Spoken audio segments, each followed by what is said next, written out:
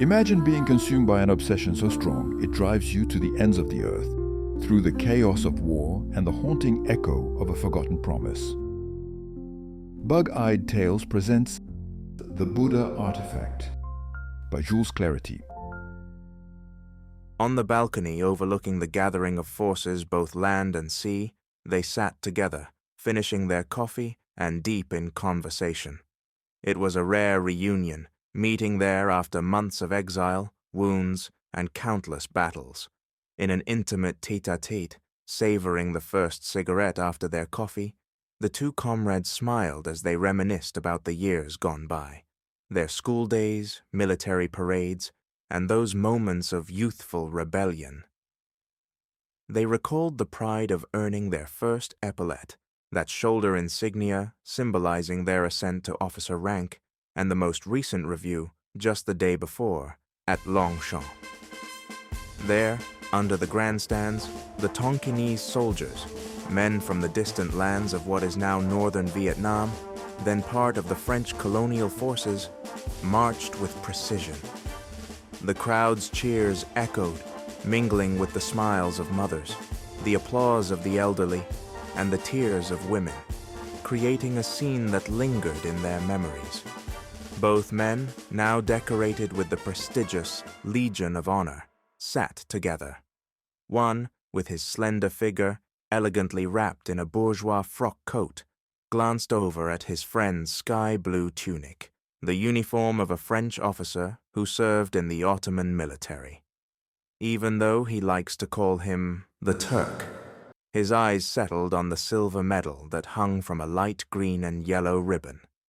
That medal, so unassuming at first glance, carried the weight of 2 long years of sacrifice and heroism.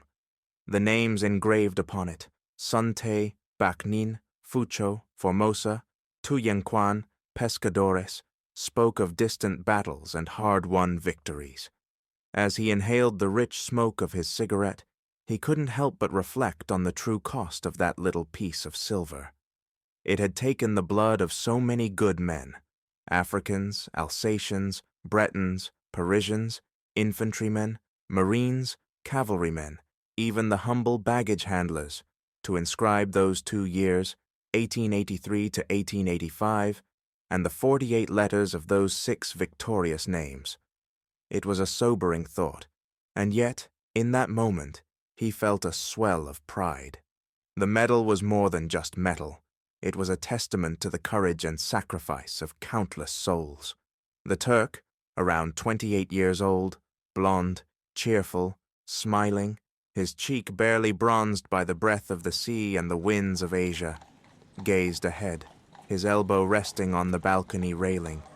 He looked out in front of him and felt lucky to be alive, breathing in the fresh air of that August evening after a hot day. A soft hum of horse-drawn carriages and omnibuses mingled with the faint murmur of voices that drifted up from the Avenue de l'Opéra, like the distant roar of the ocean. Far below, the grand white mass of the Opera House stood against the deep blue sky, its facade glowing in the fantastical light of the city. For the man returned from exile in Asia, there was something utterly enchanting about breathing in the atmosphere of Paris.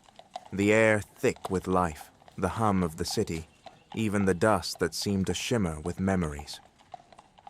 As he turned his gaze beyond the opera, he marveled at the double row of lights lining the avenue, stretching out until they merged with another glowing spectacle in the distance. The opera house, bathed in the bright modern glow of electric lights, stood as a beacon of the city's progress. Yet further along, the soft flicker of gas lamps at the Comédie Française cast a warm, nostalgic glow, a reminder of Paris's enduring traditions. It was as if all of Paris, with its blend of old and new, had gathered in this one corner of the city. The boulevard lay just below him, a living tapestry of movement, passers-by strolling, carriages rolling past with their lanterns twinkling like fireflies, women in dresses that fluttered like whispers in the evening breeze. The summer dusk was settling in, wrapping the city in a gentle warmth as the day's heat began to fade. and all around, the soft, indistinct murmur of the crowd filled the air, a symphony of chatter, laughter, fleeting dreams, each one drifting away like the delicate smoke from his cigarette, lost to the night. Here, in this moment, he felt the pulse of a city where the past and future danced together under the Parisian sky. The opera was alive with movement. Dark silhouettes glided up and down the steps, while the two sculpted groups on either side shimmered with hints of gold. Above it all, the giant figure of Apollo towered, disappearing into the sky like an enormous shadowy sentinel. And for a moment, he remained like that, resting his head against the back of the grooved chair, as if letting himself go in a rocking chair. He neither listened to nor heard anything, not the deep, masculine sound of his comrades' voices that reached the balcony through the open windows of the circle, nor the conversations of the neighbors, seated near them on the balcony and sipping kümmel, the sweet, aromatic Dutch liqueur flavored with caraway, cumin, and fennel. The scent of it lingered in the air, adding to the sensory tapestry of the evening, but he remained lost in his thoughts, disconnected from the world around him. Then, The young man in the bourgeois suit said abruptly, do you still love this damn Paris? Do I like it? and the Turk raised his hand with a kind of passionate respect, a gesture of fervent reverence, as if he were speaking of a woman. I say it's more adorable than ever. I truly don't know. I have no idea how anyone can live away from it. I wonder how I managed not to die of boredom during my years of campaigning. And to think that I left this Paris for Algiers and Tonkin with the excitement of a schoolboy escaping his classroom. I, a Parisian to the core, wandering my bones all over the place, unable to avoid the misfortune of leaving them behind. But I swear, there's nothing in the world like Paris. Look, there are no landscapes in Asia, no nights in Algiers that compare to this view we see from here. Yes, right there, those posters.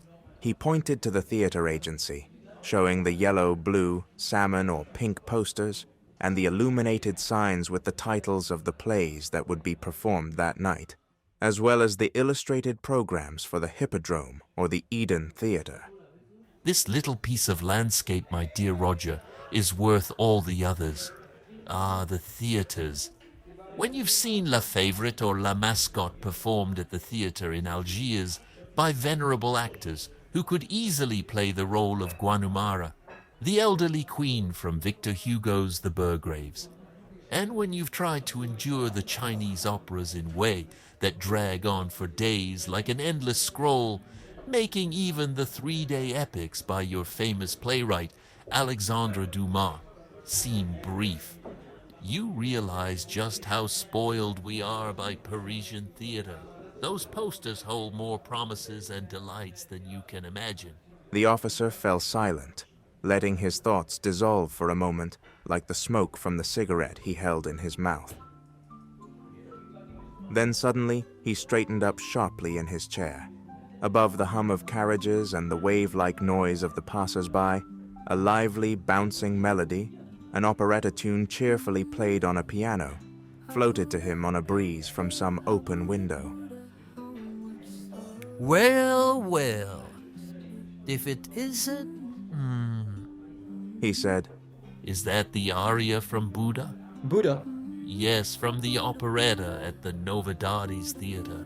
The Little Geisha, gosh.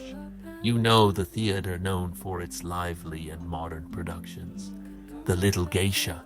It's that charming piece set in Japan, full of playful melodies and exotic flair. No. The aria that Antoinette Boulard used to sing. Antoinette, the soprano. Stir her. Always. said the Turk, trying to smile. Although, if you only knew, my dear friend. He paused again, listening to the sparkling melody that rose toward him like champagne bubbles to the surface of a glass. Instinctively, His fingers tapped the rhythm on the marble table as he hummed the familiar tune, the couplet from the little geisha of Yokohama who was in love with the god Buddha.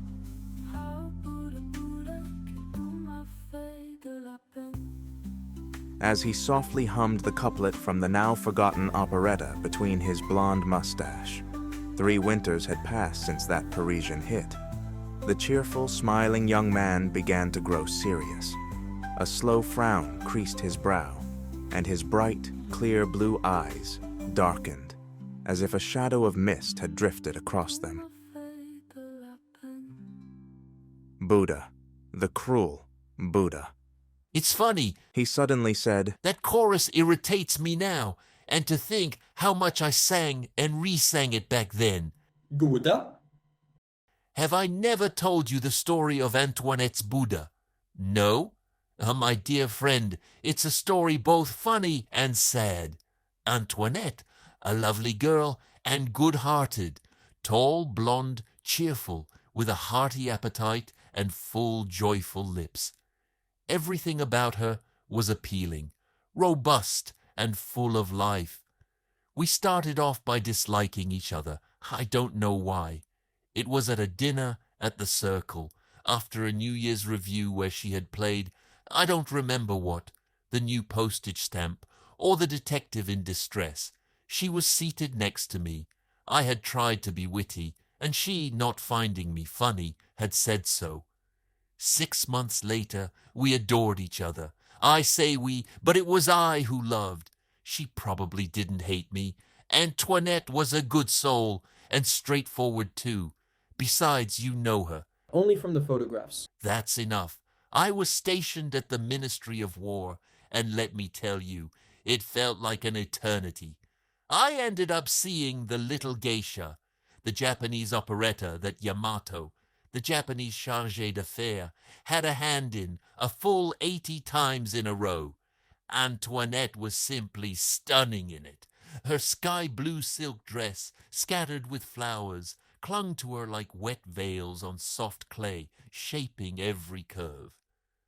My dear Roger, under that satin, the audience wasn't just seeing a costume.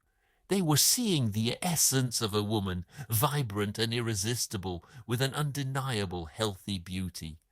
And from that blue dress, her white nape and elegant neck were on full display, her hair swept up and pinned in place by a thick gold pin. Antoinette's dimpled cheeks, her full ears, and those laughing lips, well, they were at least 50% of why the Little Geisha was such a hit. And Lafertrille, who played Buddha, he had never been funnier. Speaking of which, how did Lafertrille die? Well, Edmond, he died of locomotor ataxia, a devastating condition caused by untreated syphilis, which slowly robs a person of control over their movements. It was the result of too many indulgences in sexual pleasures. When he passed, the critics said, "There's one who won't be replaced." And yet, Galivet has taken on Lafertrille's roles, and who talks about him now? Galivet is fat, Lafertrille was thin. That's the whole difference, and so the public laughs. But then the public laughs at everything. I don't know Galivet, but I saw Lafertrille perform Buddha from the first to the last time, 80 nights of Buddha. When the show ended, with what joy I would whisk my geisha away, urging the coachman to drive at a full gallop towards her little hotel on Avenue Kléber. The carriage would cross the almost deserted Place de la Concorde, quickly ascend the Champs-Élysées, where other carriages, in a kind of duet, raced in the same manner. And yet, time seemed so long, so very long, despite having her close to me, her head on my shoulder or nestled in my arms, the lovely blonde who had just been the object of admiration from the entire theatre, now softly whispering, just for me like a gentle murmur, the couplet that had been called for an encore by the boulevard crowds. My little Buddha, how much sorrow you have brought me. I found the journey long, and when we arrived, I almost missed that delicious sensation of the tete-a-tete in the back of the carriage with a woman desired by all of Paris, someone whom, in the light of the gas lamps, might be recognized from one of those passing carriages. It's remarkable how much vanity lies at the heart of love. Yet, I loved Antoinette with all of this, and because of it. She was crazy about all things Japanese. She took her operetta seriously. She wanted everything around her, trinkets, silks, to be from the time of Buddha. I scoured the shops of Nevsky sellers to fill her cabinets and shelves with exquisite treasures. You know Nevsky, those small, intricately carved toggles traditionally used to secure items to a kimono sash. They were perfect for her collection. I vividly remember the childlike joy she felt when I arrived one evening, preceded by a porter carrying in his arms, like a nurse with a child, a large golden Buddha I had discovered in the back of a bric-a-brac shop on Rue des Martyrs.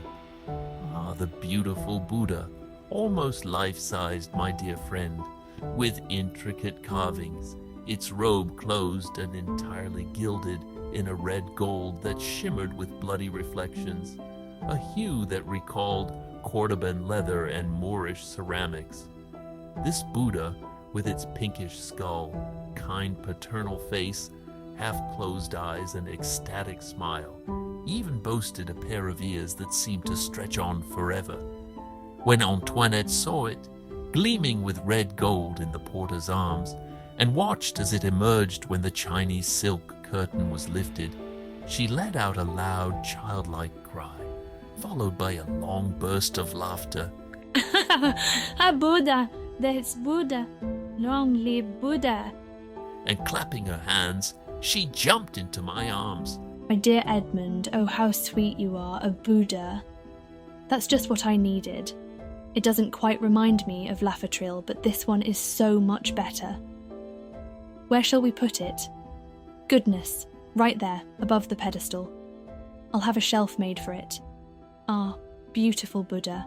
Then, with an air of respect, she stepped forward to the Buddha that we had placed on the table, and striking the pose of the little Musme, she sang with her theatrical voice.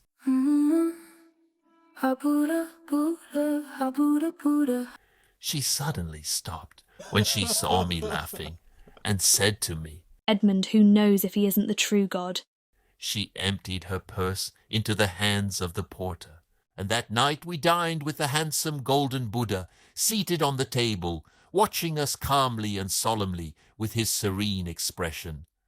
When dessert came, Antoinette playfully tried to make him drink champagne, but Buddha kept his dignity. After spending enough time with our red gold guest, we headed to the Novedades. Antoinette had never sung the couplets from the Little Musme better than she did that night. And from then on, Buddha, my Buddha from Rue des Martyrs, became the god of that lovely little jewel box on Avenue Kleber, which my little Buddhist wanted to make Japanese from the ground floor to the attic. A Japanese antechamber with 2 old bronze Chinese dogs at the entrance, a Japanese dining room decorated by a designer from the Mikado, a Japanese bedroom, a Japanese bathroom. Everything was Japanese. And in this delightful Japanese paradise, a very lively goddess filled the entire house with her laughter, her womanly perfume, her youth and her joy, and a silent paternal God blessed our love, quiet and meditative. Ah, the good Buddha, the sweet Buddha, as the song went. He presided over the salon, perched on the mantelpiece like a deity in a pagoda. The base had been carefully lined, the mirror framed, and Buddha gleamed there in red and gold like an autumn sun. I greeted him warmly every day. Over time, I came to see him as a member of the household, a regular guest, even an old relative. Antoinette would often give him affectionate taps on his bronze cheeks. Buddha watched over us, always dignified. But one night, oh women, even the best of them, Antoinette was on edge. She said she had been snubbed by Laffertril during the encore. Laffertril, though adored by women, was notoriously ill-mannered. He had insulted Antoinette by calling her a crane, a bird that was despised by Ibycus, the ancient Greek poet, who, according to legend, was betrayed by cranes after being murdered. Antoinette shot back that when it came to cranes, the great Stella was worth both of them. The great Stella, who was at the time giving Laffertril the illusion of love, had just arrived. There were heated words, a duet from Madame Angot, an administrator who lost his composure, Laffertril in trouble, and the director growing increasingly irritated. In no time, Antoinette's mood turned from nervous to downright sour. That idiot Laffertril, that schemer Stella, and that other fool who said nothing. The one who was deeply absorbed was the administrator. Quite respectable, Mr. Bouddha, and well portrayed. He's just as much of a Bouddha as you are. Antoinette directed those words at me, and it was in the presence of the golden Buddha, the true God perhaps. Laffertril is, in any case, less of a Buddha than this one, I said, trying to smile. I didn't care much for that Laffertril. It was just a feeling. But let's put that aside. The fact is, as soon as I compared Laffertril to the good, humble Buddha from Rue des Martyrs, Antoinette flew into a rage. What a state she was in! And as if the Buddha from the Novedades, the administrator, the great Stella, and all the others were there, she advanced toward my Buddha, and shaking her fist under his nose, shouted, You too, if you're as foolish as the other one. Poor Buddha. For some reason, the insult felt unfair to me. So, half serious and half laughing, I started to defend Buddha, the real Buddha. After all, what did this Buddha have to do with Laffertril being an insolent fool, or the great Stella being so wild, even if Stella did have a lovely mouth? A lovely mouth? And where have you seen that? A mouth as big as an oven. She could fit her whole head through it. Ah, this is just great. So, you're going to defend her too? Me? Not for anything in the world. Yes, you're defending her. You are. A lovely mouth and lovely hair too, right? She's got 4 wigs, 1 more than young Rousel, 4 made of henna, and the rest she buys from Loisel. Stella, a lovely mouth. You men are all fools, so easily charmed by the first woman who comes along. Yes, I said it. A crane. I thought you were smarter than the others, but you're just as foolish as Laffertril. A lovely mouth. Stella? Ha! It's a furnace, I repeat. A furnace. Antoinette, my dear Antoinette. I tried to calm her down. I stopped laughing. Look, Antoinette, I call Buddha as my witness. Buddha? She paced up and down the salon with her arms crossed, her right hand's fingers drumming angrily on her left elbow. Every now and then she shook her head to flick away the blonde strands that were whipping against her face. Ah, my friend Roger, she was so beautiful. She came to a rigid stop in front of the fireplace, staring at the unfortunate Buddha, impassive in his hieratic posture. With an expression of disdain so amusing that I couldn't hold back a burst of laughter, she said, A Buddha, that figurehead? Is he as stupid as Laffertril? I tell you, I may have laughed a bit too much. Antoinette became furious. She was a good girl, but she had a quick temper. She couldn't understand how I could laugh. She couldn't accept that my Buddha, who had been greeted with joyful cheers when he first appeared, shining in the arms of the Auvergnat porter, could be anything other than hateful and stupid. And I kept defending Buddha, still laughing, peaceful and sweet as he was. Ah, how my laughter exasperated Antoinette. She suddenly leapt like a panther toward the fireplace, reached out to slap the good Buddha, this time furiously, and ah, my dear friend, how quickly she calmed down. And then, crash! Buddha insulted, Buddha slapped. Take your Buddha, take your Buddha, take that, take that. Buddha wobbled on the padded base, and head first, the poor god succumbed to the insult, splitting in two, his head landing on one side of the carpet and his knees on the marble floor of the fireplace. Wounded Buddha, decapitated Buddha. And there on the Persian rug, his severed head rolled to Antoinette's feet, still looking at the pretty girl with half-closed eyes between his enormous ears, one of which dangled, split in two like a broken horse's ear, his expression impassive on that golden reflecting face. Poor Buddha! All of Antoinette's anger vanished at the sight of the pitiful guillotined Buddha. Oh! She exclaimed. She only said, "Ah!"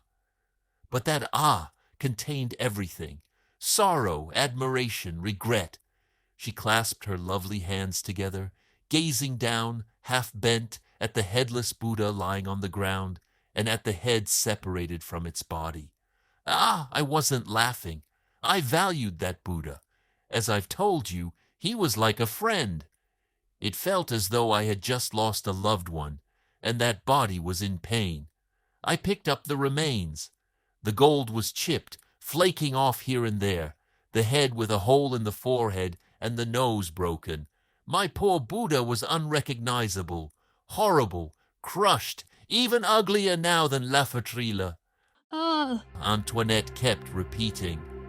A moment later, she murmured softly, timidly. Oh, my poor Buddha. I didn't mean it truly. Can we fix it? Perhaps it can be repaired? And feeling regretful, she took the Buddha's head from my hands and placed it on the mantelpiece with the carefulness one always has after a mishap. Oh, you see, I could almost cry. And as she was about to cry, 2 big tears welled up in her eyes. I tried to comfort her while I gathered the pieces of the Buddha, but I couldn't find the right words.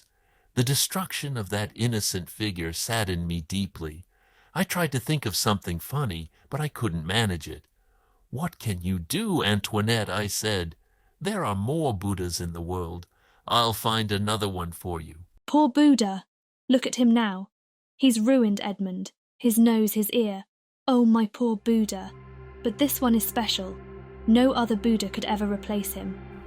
Antoinette had never been more right. It was a little late, but it was absolutely true. It wouldn't be the same as this one. And it had looked so perfect on the mantelpiece. The red gold harmonized beautifully with the silks of the kakemonos, those elegant Japanese scroll paintings that adorned the walls. Buddha's stature was perfectly proportioned to the small Japanese figurines that gestured here and there on the shelves and other furniture. He was truly the centerpiece, the president of that congress of gods and demigods from the land of the rising sun. Antoinette, devastated and silent, stood as if stunned before her victim. Like the little geisha from the operetta, she was now a widow of the Buddha she had destroyed. My dear Roger, we spent days on end trying every kind of fantastic paste and high-end adhesive we could find, though none were government approved, to repair the Buddha split in two. But all our efforts were in vain, and even if we had succeeded, with one ear missing and his nose flattened in the middle of his face, Buddha, whose once golden finish was now flaking away like diseased skin, had become a grotesque, leprous figure, utterly unfit to grace the mantelpiece of such a lovely young woman. As for buying a new one to replace the Buddha from Rue des Martyrs, absolutely not. Antoinette was fiercely loyal to what she loved, and she refused to accept a mere replacement.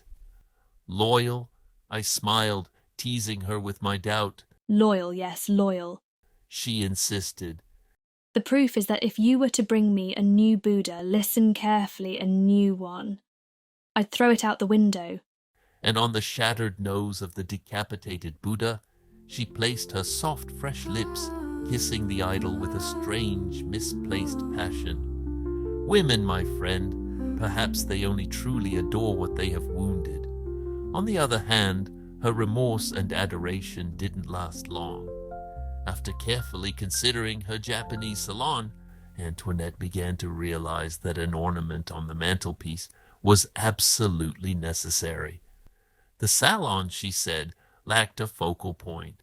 Being so beautiful, she should have had her own portrait painted at the studio of any artist. Around that time, things started getting complicated in the Far East, and I found myself losing interest in my work at the ministry and my saber exercises.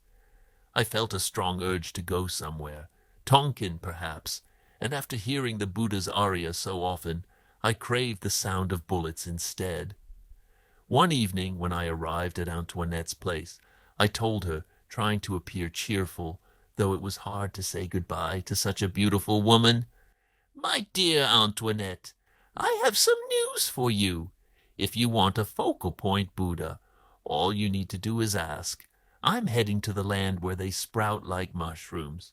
What do you say? I'm leaving for Tonkin. I'll be sailing from Toulon. If you feel like seeing the Mediterranean." Ah, what a good girl!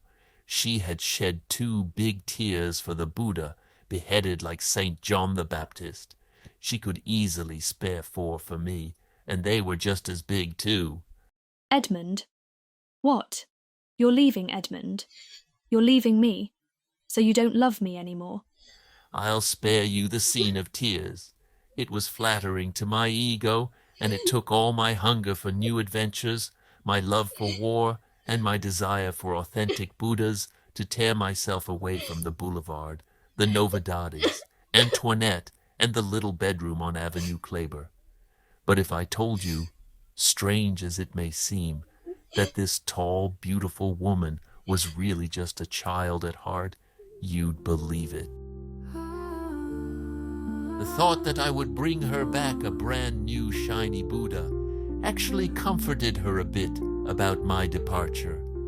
She was amused by the idea of me returning, all bronzed from the sun, carrying in my arms, like the Auvergnat porter, a golden Buddha. She had a wild impulse to accompany me all the way to Toulon, to see the sea, eat fisherman's soup in Provence, and not leave me until I was either on the boat or the gangway. It was certainly worth a trip to Bougival or Saint-Cloud. But then, on the day of my departure, the broken pipe was being read at the Novedade, and the roles were being assigned the next day. Come on. She said to me, You'll have to leave without me, Edmund. You understand that if I'm not there, the authors who only think about themselves would give the role of Vade to Stella. Vade, a masquerader. I've never played masqueraders. You understand why I'm right, don't you? I left for Toulon alone, but before I departed, Antoinette and I shared one last toast in a small cafe near the train station, clinking our glasses and lips together to the future in Tonkin, the arrival of the new Buddha, and the 100th performance of the broken pipe. Between us, I still believe that whether she was crying or laughing, Antoinette was more concerned with her role as Vade than with the war in China. There was another character that troubled her, Manon Giroux. The great Stella was making quite an impression. But what an impression! She was the one who was supposed to smash the pipe in Vade's mouth with apples. A highlight. And then, little by little, as the time for the train approached, she forgot everything. Vade, Manon Giroux, and the next day's casting decisions. Remembering our times of pleasure, the woods of Viroflay, the inns of Barbizon, the chilly returns from the theatre along the nearly deserted Champs-Élysées, the lunches in the Japanese dining room, and our laughter on Avenue Kleber, she whispered softly, ever so softly in my ear, Look, if you want, the broken pipe, the Novedades, the authors, I'll send it all to hell, everything, and I'll go with you to Toulon, to Tonkin, wherever you want. And she would have come, certainly, and the next day she would have blamed me for making her miss out on the role of Vade. Yet I was still flattered by the lie the lovely girl told herself, so sincerely. Suddenly, a glance at the clock. Ah, my train, waiter, the bill, and my suitcase, and my books. Let's go, my dear Antoinette. She clung to my arm during the walk from the restaurant to the station. She wanted to linger a bit longer in the large waiting room, filled with footsteps and noise. You still have 5 minutes, 2 minutes, 1 minute. And then, at the threshold of the room opening onto the platform, came the last kiss, that long, silent kiss, bitter and unforgettable, with the taste of tears. Hurry, hurry, Edmond. You won't find a seat. She tried to sing, but stopped immediately, lost as if she were choking, her handkerchief pressed against her wet lips.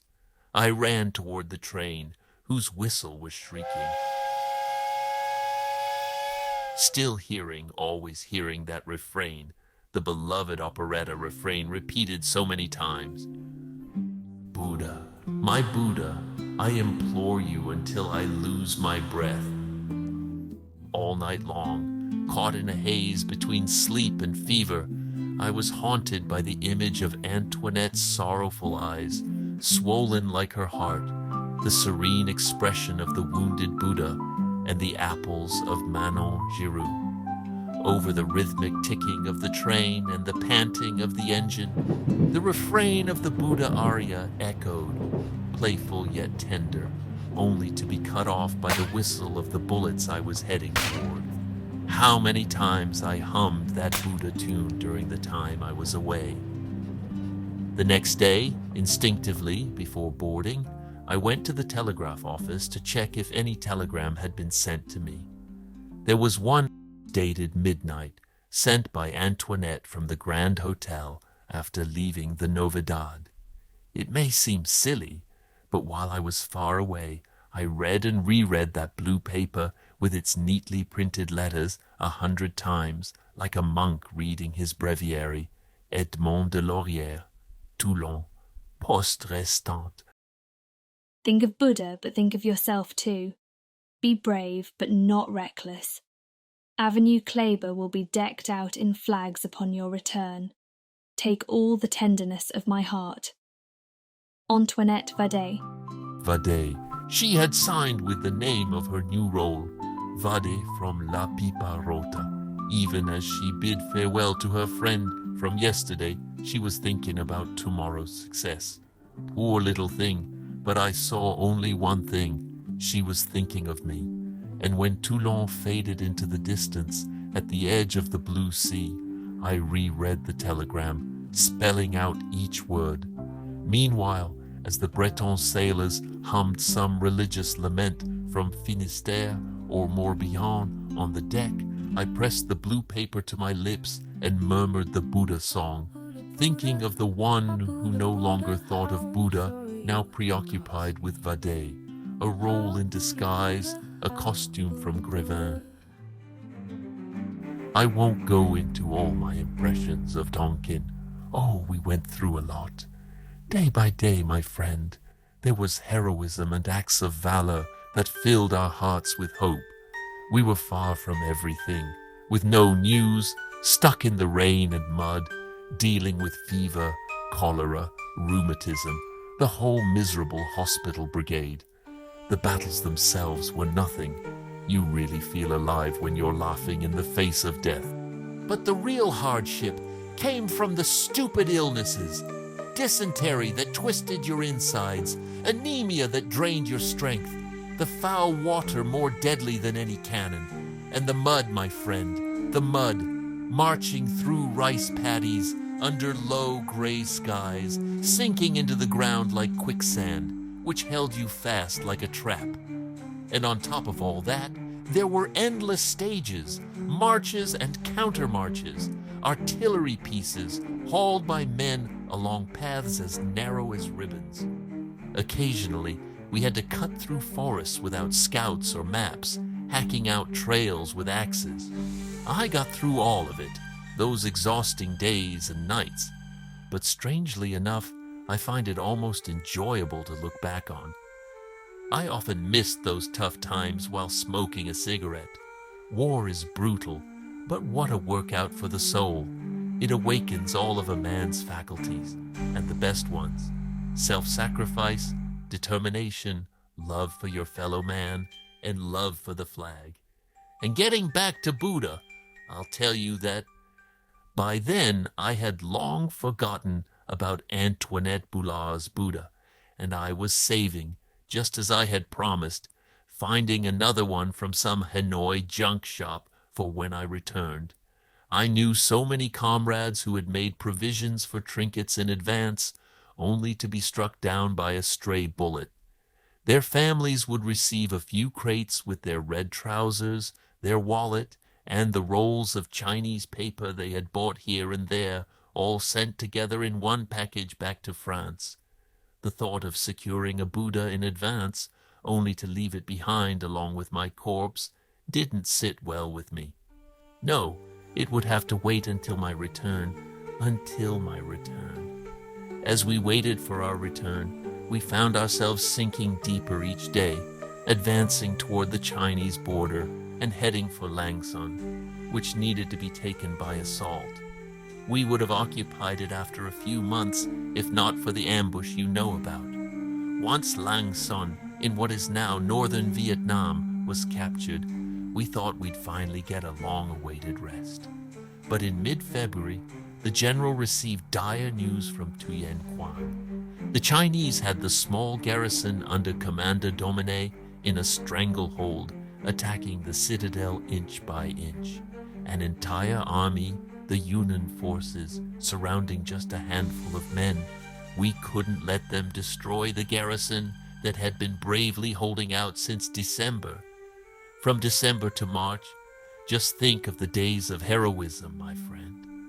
General Brière de Lille therefore left General Négrier in Langson, and on February 15th of the Sino-French War, without being able to take a well-deserved rest, the entire Giovanninelli Brigade was once again on the march to Thuyen Quan.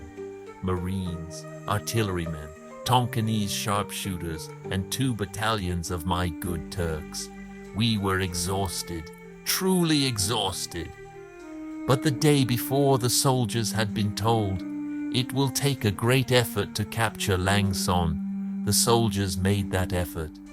The next day they were told, "It will take another great effort to break the siege of Thuyen Quan." And the soldiers made that effort cheerfully.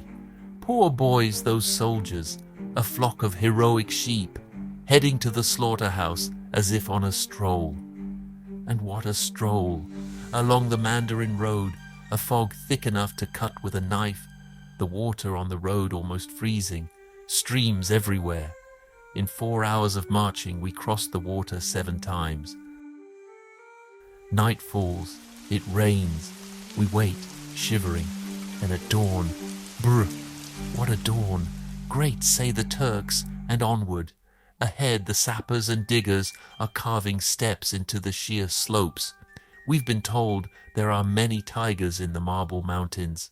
Actually, seeing a tiger would be a welcome distraction. And we marched and marched and marched. It seemed we could hear in the distance the cries for help from the small garrison defending itself at the breached wall, where the slaughter is taking place. And when fatigue began to set in among our men, one word like a spur revived them. You know, comrades, that our brothers are waiting for us over there, and those poor Turkish devils giving their lives for the French, with whom their fathers once fought, then say with touching enthusiasm, showing their white teeth as they smile, "Yes, yes, comrades, over there, forward," and on they march. How funny human foolishness is. One night, all those poor souls, utterly exhausted, could barely keep going, and started to lag behind, dragging themselves along. The bivouac site was still far off. Not a word was spoken. Their footsteps were soft, and the men as heavy as pack mules. the monotonous click-clack of sabers in their white iron scabbards. Suddenly, the moon rises, casting its rosy light through the clouds, and all at once from the long line of marching men, a voice rises, a voice I can still hear, with a Toulon accent, strong and clear, greeting the rising moon with the old song of the homeland. By the light of the moon, my Savior, lend me your pen to my By the light of the moon, my friend Pierrot. And just like that, upon hearing the old shepherd's song, that grandmother's refrain, heads lifted, knees steadied, and you would have seen it, forward.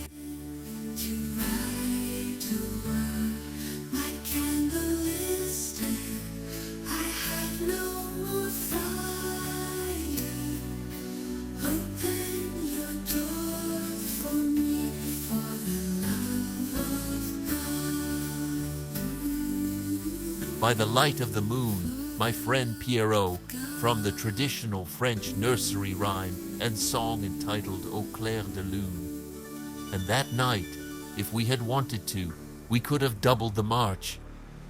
I too had my song, my spur. I didn't ask my friend Pierrot for a pen to write something, but I would recall Bouddha, the sweet Bouddha, the Bouddha who angered the little geisha, and I would hum Antoinette's refrain, which had the effect of an invisible bugle call on me. And with those boulevard songs and reveilles, there was no such thing as fatigue. What is heroism made of, Roger? If I had met a glorious death in that campaign, like something out of Plutarch, history would have never known that my heroism was rooted in an operetta's refrain. Buddha, Buddha, Buddha, Buddha, que tu m'as fait de la peine. How Buddha, Buddha, Buddha, Buddha, how much sorrow you have caused me. By moonlight or otherwise, the column kept moving forward. By the end of February, we were only 8 kilometers from Quang. What a strange country. The flotilla that accompanied us along the clear river was forced, due to the shallows, to drag its gunboats by hand. Among the tall grasses, we were cutting our shins on bamboo stalks, sharpened like chisels and cunningly hidden by the Chinese. And yet, not a single visible enemy. We sensed them, felt them everywhere, in the deepened ditches, the disturbed earth, the bamboo spikes sharpened like razors, but we saw them nowhere. Then suddenly, on March 2nd, the Tonkinese auxiliaries, hidden in the grass up to their waists, were hit by a hail of bullets and saw the black flags springing like wildcats onto the wounded to behead them.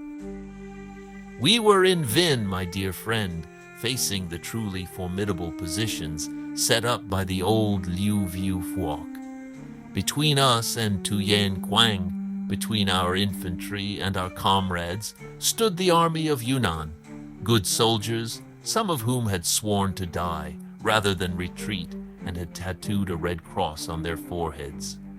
These were fanatics, seasoned fighters of every adventure, and they had to be overrun, crushed, and routed before we could reach Commander Domine's posts. Come on, boys, one more effort, always an effort. Taran, taran, tara, tatan, tan. The charge sounds, la charge or le réveil sounds.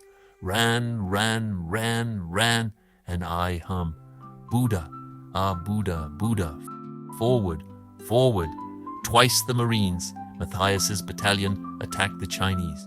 Twice the Chinese repel them. We are just 200 meters from the enemy when night falls. 200 meters, and the rain pours down. The men sigh in the grass. We use damp matches to light our way as we gather the wounded. My dear, what a night. That damp fog, that icy downpour that chills the blood, the mud churned up by our feet, and those enemies in the shadows, still firing. The sound of bullets whistling and the disgusting water, such impressions are never forgotten. I had advanced far into the Chinese lines and could hear the group of Chinese soldiers and bandits, the Black Flags, speaking with their guttural pronunciation. Suddenly, in the midst of a volley of gunfire, a mass fell at my feet and rolled. I bent down, thinking it was a projectile. It was a severed head of a young French soldier, which the Chinese were sending to us through the grass as a threat and a challenge. I no longer sang Antoinette's refrain. I waited for dawn with a silent rage, a wild desire for revenge and death. And when the day came, that gray March day that would illuminate so many corpses, by God, how we French and Turks fought. Forward, Algerians! Forward! Our friends are waiting for us. To the assault! To the assault! We had to tear our besieged comrades from the claws of the Black Flags, who were gasping, waiting for our infantry as if for the Messiah. To the assault! The sky blue uniforms of my African boys rushed forward. The redoubts, the bamboo canes, the crossfires, the shells, the wall rifles, nothing could stop them. Nothing. They ran under the fire, leaping into that inferno. A mine explodes. The earth trembles.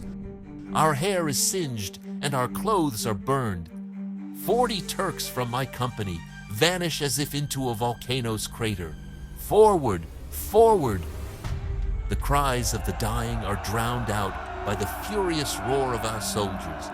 Bullets whistle, cannons thunder, bombs explode. Forward. The Turks are already in the trenches, driving their bayonets into the bamboo fascines, stabbing the cross-marked volunteers, strangling the Chinese who bite the bloody dust like wolves. Those Black Flags who fight like lions. I've never seen a piece of land more soaked in blood. And once the enemy positions were taken, my sharpshooters leapt out of the trenches, chasing down the Celestials and ripping the banners from the lifeless heads. I, like them, was consumed by the fever, the fury of this manhunt. With my revolver in hand, leading my soldiers, I pursued the chaotic mass of retreating soldiers who threw down their weapons after turning back to fire. In the distance, Tuyen Quang stood tall, its silhouette battered but still standing. And halfway there, Roger, a handful of Black Flags, had taken a stand in what seemed to be an abandoned pagoda. The Black Flags, or pavillons noirs in French, were a militant band of irregular Chinese soldiers, active in the late 19th century, like during the Sino-French War, who defended northern Vietnam from us French. Seeing that I was now followed by only a few men, they opened intense fire to cut us off. My Turks were enraged. We charged into the grassy peristyle that precedes all pagodas, and then, in 3 leaps, into the pagoda itself, from which bullets were flying, trying to dislodge those defeated men who refused to flee. There was no door on the pagoda. From the threshold, I could see a dark opening streaked with flashes of gunfire. We entered. A volley of shots struck down 3 of my men beside me, and I found myself almost alone as I pushed forward into that lacquered and gilded chamber where, like cornered boars, the Black Flags awaited us at the back. I will always remember the scene, I assure you. The corpses on the tiled floor, the columns with their golden inscriptions wrapped in smoke, the gallant and mixed silhouettes of gods and living beings, all gesticulating, next to that green god our soldiers called the devil, and the armed Chinese firing away. And in the background, among the lacquered idols, garishly painted, and the Black Flags pressed against the red walls of the pagoda, a statue of Buddha, a great Buddha, the size of a 10-year-old child, blazing all red gold under a beam of light that entered through the roof of the building, torn open by some shell. I no longer cared about the swarm of Chinese firing at us, those hidden enemies sending their bullets almost point blank. I was hypnotized, seeing nothing but the Buddha, standing tall in the back, magnificent, and appearing to me as if in godlike status. It's said that drowning men see their entire past flash before them in the seconds before they take their last breath. Well, the vision of the little house on Avenue Kleber struck my mind like lightning, and the red gold of the Buddha suddenly brought to mind Antoinette's henna-dyed braids. Oh, the vision didn't last long, I assure you. A bullet knocked off my white helmet, my tropical helmet, and the 5 of us who had entered the pagoda were forced to retreat, driven back and surrounded by the Chinese who seemed to come from everywhere, from behind the golden idols, closing in on us and smashing the skull of one of my Turks before us, while stray bullets whistled all around us. Driven back, my dear, and that damn pagoda was literally spewing out Chinese soldiers who were firing at point-blank range. The 3 men I had left, and I took cover behind an abandoned embankment, and with me firing my revolver and my Turks with their rifles, we managed to hold those bold attackers at bay for a moment. Most of them, beaten back in the pagoda, fled into the field and took off running. They had believed us to be far more numerous, and once cornered, they wanted to die while taking others with them. After repelling us, they continued their retreat, regrouping the defeated on the banks of the Red River. I watched them flee, but with those foxes, you should always expect an ambush. I had the idea that a rearguard might still be in the pagoda, ready to spring on us. "Let's wait a moment," I said to my Turks, who were already moving out from the cover of the earth.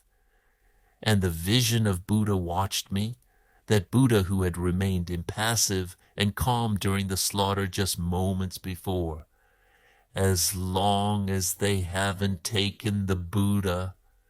I had just said that out loud and almost automatically when a burst of clear laughter from one of my Algerians, 25 years old, my friend, and as handsome as an ancient bronze, rose from the top of the embankment and called down to me. "You want the Buddha, Captain? You shall have it." And while I shouted, "Mohammed, Mohammed, I forbid it," he ran, leaping like a cat toward the pagoda, disappearing into the black hole. I followed, still calling out to him, while the other 2 Africans sprinted at my heels. Poor madman, that Mohammed Ben Saida. There was an old woman, a grandfather, and little siblings in Algiers who had seen him off when he embarked and were waiting for his return. They will wait for him forever. I was right to believe that the pagoda wasn't empty. Around the golden Buddha, 4 or 5 demons from the Yunnan volunteers, the ones with the red cross, who had sworn to fight to the death, stood like bulldogs protecting their young. A human pedestal, bristling and fierce at the feet of the Buddha, slashed but impassive, Mohammed had charged at them. After firing his rifle, he swung it over his shaved head, bringing the heavy butt down on their skulls. "Wait for us, wait for me," I shouted. Suddenly, as one of the fallen Chinese bit at his legs, another jumped at his throat and struck him on the head with the cursed ball. I saw the Algerian stagger. I reached the Chinese just as Mohammed was falling, and I can still hear the blood gushing from his slit throat with the sound of an emptying reed. After that, I saw nothing. I fired my revolver wildly in front of me. My Turks drove their bayonets into the yellow chests. I was mad with rage. It felt as if I had just killed Mohammed Ben Saida myself. The final assault didn't last long. The Chinese, beaten to death or impaled, gasped their last breaths on the pagoda's tiled floor. My sweaty Turks wiped their smoking bayonets on the tunics of the Chinese. And Buddha, the great golden Buddha, smiled at the vast spray of blood and gazed upon the dead with his impenetrable expression eternally fixed on his lips, and just a few steps away from him, with his neck cut and his head twisted into a grotesquely comic pose, lay Mohammed, his eyes wide open, his mouth contorted, and his poor hands still reaching out towards Buddha, trying to grasp him for me. When the machete had nearly decapitated him, Then, through a painful association of ideas, the sight of that corpse, the poor son of Africa, his head nearly severed, reminded me of the broken Buddha, fallen on the carpet in the Japanese salon, the Buddha guillotined by Antoinette's anger, the great Stella, La Fertrile. How distant it all seemed. It felt as though I were summoning ghosts before those corpses. Suddenly, my dear friend, something horrifying, dreadful, and heroic happened. From that pile of dead Chinese, a figure rose, a celestial, all yellow, half naked, with his chest exposed, a bayonet wound in his copper-colored flesh. A skinny little Chinese man with fiery eyes and trembling pale lips. He stood up, bloodied, clutching Buddha's pedestal with his right arm, and with his left hand clenched, he still threatened us. That hand was armed with a long, curved knife, stained with blood. That ghostly figure embraced the great golden image with a terrifying fervor, which seemed to radiate ironically over the carnage. And just as one of my Turks moved forward to push him away, the little Chinese man, with a piercing cry that was both pleading and threatening, threw himself between Buddha and the Turk. An indignant terror crossed his pale yellow face, and the blood from his wound splattered the red-gold statue with droplets. He raised the curved knife, perhaps the very one that had been used to decapitate Mohammed ben Saida moments earlier, above the Turk's head with his weakened arm. But this time the Algerian, with a swift thrust of his bayonet, pinned the little Chinese man, referred to as a celestial, a term used by Westerners to describe the Chinese celestial empire, to the very base of the statue, and the celestial's head twisted with a short gasp, falling onto the idol's bent knees. It seemed to me, though I must have been mistaken, that as the little Chinese man fell, as he died, he muttered the beloved name that formed the first verse of the operetta's song, Buddha. Ah, Buddha, Buddha. An illusion, a trick of the ear, obviously. But the dying gaze of the little celestial was filled with a strange light. He died happy, believing he was at the very feet of the object of his worship, and since he couldn't take his god away from the European barbarians, he offered his life instead. His face collapsed onto the pedestal, and his fervent lips, in a final breath, sought to cling to the feet of the wounded Buddha. The Buddha had been dearly paid for and almost regilded by the blood of the poor African and the little celestial. Even if I live 100 years, I will always see those two severed heads, one ashen and twisted, the other black, convulsed and fierce, an African son and an Asian man, and above them, the golden statue unmoving and smiling amid the slaughter. I had the Buddha carried like a trophy and had it carefully packed after wiping it down with a wet sponge, for its red gold was stained with many splatters of blood. It remained in customs for a long time, and when I received the order for repatriation, when my Turks were told, "You will return to Algiers via Paris," I oversaw the loading of the crate containing my Buddha, the Buddha that had witnessed the deaths of Mohammed and the little Chinese man. I made sure the coolies carried the white wooden crate, marked fragile, ahead of me. And all along the way, during the journey home, I thought of the joy, the hearty laughter, and the clapping of Antoinette when she would see, majestic and solemn in the little parlor on Avenue Kleber, the Buddha for whom so many poor souls had been slaughtered. So as soon as I arrived in Paris, "Coachman, take me to Avenue Kleber tout de suite," and the Buddha, taken out of the crate, was unwrapped, but covered on the cab. That cursed cab moved so slowly, so slowly. I looked out at Paris through the carriage window. It was raining. The rain seemed delightful to me, wholesome, picturesque. Parisian, to put it simply. Over were the furious rains of Tonkin. Finally, I arrived at Avenue Kleber. I knocked on the little door. A servant came to open it. Wait, it's not Juan. Juan was always smiling and welcoming. This one has the seriousness of a notary. Is the lady at home? I'm not sure, sir. I'll check. Announced Monsieur Edmond de Laurière. Monsieur de Laurière. Very well. Oh no, it wasn't Juan. Juan would have called me Monsieur Edmond. And that wasn't Mariette either. Good Mariette.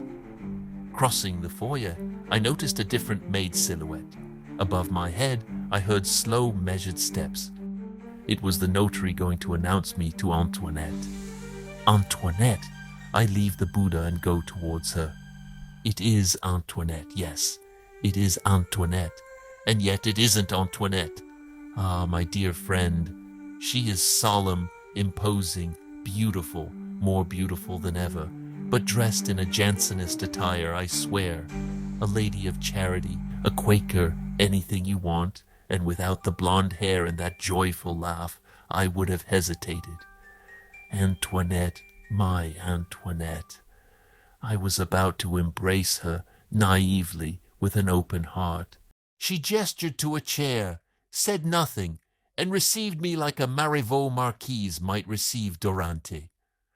I truly believed, I swear, that someone was spying on us, and that the little mousme was simply playing a role. No, Roger. Antoinette had changed. She had developed an aversion to operettas, and was taking lessons from Madame Plessis to audition for Molière. And as for our love, oh, it's over, completely over. Psh, it's finished. So I ask you, my old friend, what was the point of my trip to Tonkin? It felt like I had gone to visit the flirtatious Rosa Pompon, only to be received by the sombre Madame Schwechin. So I said to Antoinette, Am I replaced? Replaced? She seemed not to understand, but almost unconsciously, her hand leafed through a small theater magazine lying on the table, and on the front page of Paris Artistique was Galavet's photograph. I later saw Galavet, the comedian from the Novedades, Laffertril's successor. It seems the photograph was accurate because Antoinette was clearly looking at it with a hint of affection. If you only knew how clumsy and foolish I felt, and how I wished I could disappear through a trap door in the floor. But trapdoor escapes only happen in the theater. I felt better in Vin, under the rain and the bullets. Then it occurred to me to take out the Buddha and show it to Antoinette. Oh my God. What is that? That? It's the Buddha that I promised you. The Buddha that was supposed to replace the one from Rue des Martyrs, the beheaded one. I pointed to the exact spot on the marble mantelpiece where the Buddha had fallen, just like Mohammed's head. Antoinette looked at me with a kind yet sorrowful expression. Oh dear Buddha, that Japanese phase is so far behind. It's over, all that Japanese style. Japanoiserie and Japanism have changed. You hadn't noticed, had you? Indeed, I hadn't noticed.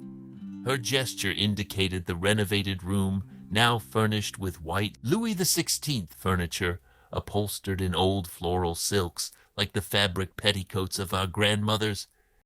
Everything is Louis XVI now, my dear. Chairs and drapes copied from Marie Antoinette's apartments in the Trianon. It was Achenbach who wanted it this way. From Achenbach, Moser, Levy, and company. They scraped him so badly on the stock exchange over the Langson, Danson, Mangson affair.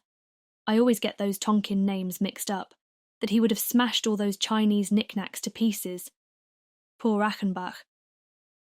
who made me send all my Japanese decor to the Hotel Drouot and refurnish the place in Louis XVI style. Yes. He insisted that my Japanism was ridiculous and that Louis XVI matched his tastes. I must say, I like it more too. It's more fitting. She began to laugh. Pure Versailles, Faubourg, and Saint-Germain. Then, giving the exiled Buddha a light tap on the cheek, she said, Go back with him, that's ancient history now. And offering me her lips. Come on, I did care for you. Don't be upset. And whenever you want to see me as a friend. No, thank you. Friendship is love against the grain. She shrugged her shoulders. As you wish. But I didn't think you were such a fool. Then suddenly, looking at the Buddha I was lifting to take back to the cab, which seemed so devout to me, she began to hum the old refrain, the tune so often sung, the melody that for me fluttered like a bird's trill above the Chinese bullets. But abruptly she stopped and looked deep into my eyes, very openly, perhaps sincerely. Oh, it's funny. I can't remember all the words anymore. Honestly, I don't remember it anymore. Ah, Buddha, Buddha. It's gone. How amusing, really. Not as amusing as you think, I said, but quite natural. Oh, very natural. Goodbye, Antoinette. Goodbye. I had Buddha in my arms and was already heading out. She came up to me, reaching up to my lips with the Buddha between us. But give me a hug, you big fool. That Tonkinese look suits you, Edmund. You're so bronzed. Will you come back? Oh, something stands between us now, my dear. Buddha? Nein, Achenbach. Tonkinese. Go away, Tonkinese. And this time, she extended her hand like a good friend. If you come to my place, the Hotel de Suez, my dear Roger, you'll see the poor Buddha on the mantelpiece in my room. I'll take it with me, who knows how long, in this garrison life of mine. Do you want it? It still has the blood stain on its ear, whether it's from the Turk or the Chinese. And after all, blood-stained trinkets or Buddhas are perhaps all we can bring back from China. So are you coming to the Hippodrome? The Turk had stood up, still gazing at the boulevard from the balcony. Let's go to the Hippodrome, said the artillery officer. Then, more seriously, My dear friend, maybe you brought back nothing more than a bric-a-brac trinket from over there. But when I watched you the other day at Longchamp, marching in front of those men, those women, this Paris whose heart was beating, when I saw the blue collars of the sailors and the light blue uniforms of your Turks crossing the lawn, when the drums beat, saluting the cross of honor that a senior officer pinned to another officer's chest, also a blood-stained trinket, that cross, my friend. When I saw all that, I thought that a day of glory and triumph is so little for so many days of sacrifice. But after all, it's well worth the terrible dangers, the illnesses, the marches, for that thrill from the crowd, that acclaim from the stands, that kind of ardent kiss from an entire people to its army.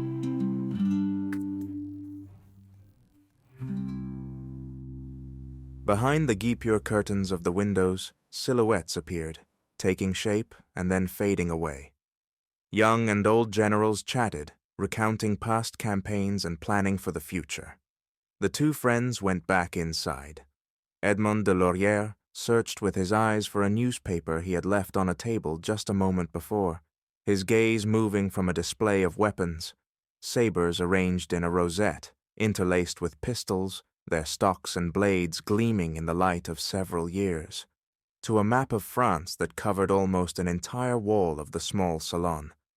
And on that giant map, pointing with his finger towards the east, to a long black stain that looked like a mourning ribbon, a wound in macerated flesh, he said.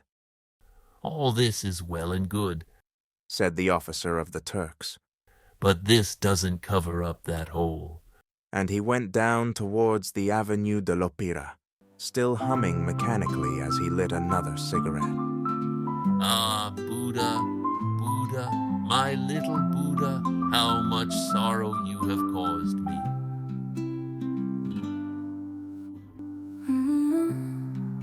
Buddha, Buddha, Buddha, Buddha, how much sorrow you've caused me.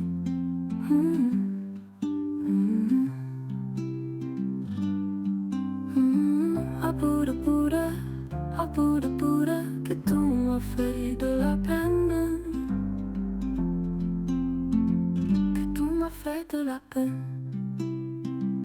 This is just one of the many tales of valor from the French Foreign Legion, a storied and unique military unit renowned for its diverse ranks, including Algerians, Turks, and other North Africans.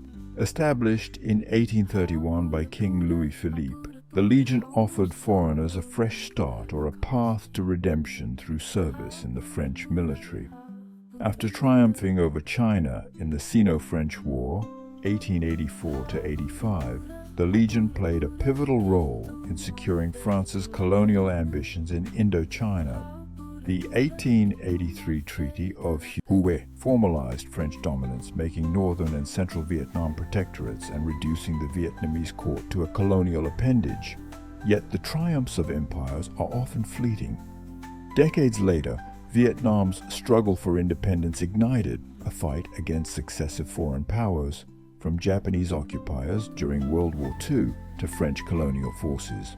The turning point came in 1954 at the Battle of Dien Bien Phu, where Vietnamese troops, led by Ho Chi Minh and General Vo Nguyen Diap, delivered a decisive blow to French forces.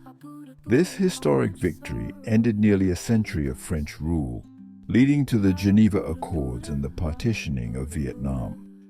While the journey to a unified, independent Vietnam continued, this moment marked a monumental step towards sovereignty, closing the chapter on French and Chinese dominance alike.